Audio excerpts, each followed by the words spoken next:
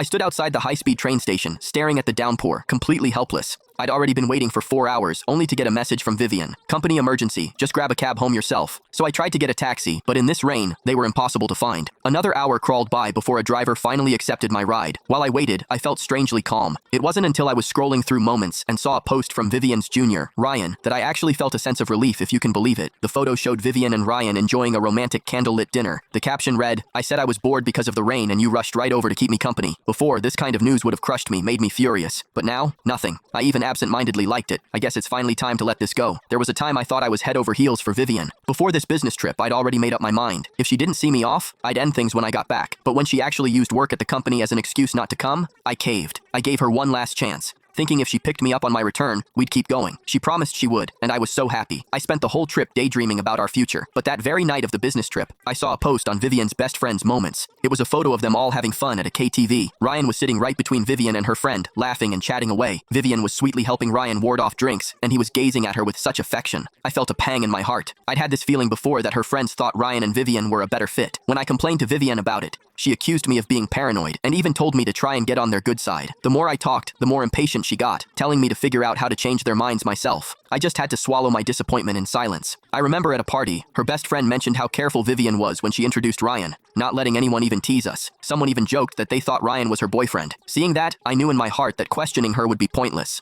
So I just stayed quiet. Over the next few days, I didn't message Vivian as much as I used to. Our last conversation was before my business trip, when I asked if sweet and sour pork ribs for dinner sounded good. All she replied was a simple, "Okay." I feel kind of pathetic. The passion I once had has slowly died with each disappointment. On the high-speed train back, I was still agonizing over how to bring up the breakup if Vivian actually bothered to pick me up. After waiting ages at the high-speed train station, only to get a message telling me to get home myself, I actually felt a sense of relief. The moment I saw Ryan's WeChat Moments, I knew it was time to draw a line under this relationship. By the time I got to the entrance of the complex, the rain had eased off into a light drizzle. Ride shares aren't allowed inside, and I didn't feel like using an umbrella, so I just dragged my suitcase and made a dash for the elevator in the rain. I just stepped into the elevator when I saw Vivian heading down. She was frowning, her voice a little accusatory. "Why are you so late? Were you deliberately dragging your feet because I didn't pick you up?" I replied calmly. Getting a cab in this rain was a nightmare. I waited a full hour before anyone accepted the ride. Vivian's face tightened a little at that. Just then, a father and son got into the elevator. As we ascended, the father said to his son, "You should find a girlfriend too. Otherwise, who's going to look after you when you get home late? And you claim you can live independently." The son scoffed. "What's so hard about that? And so what if you have a girlfriend?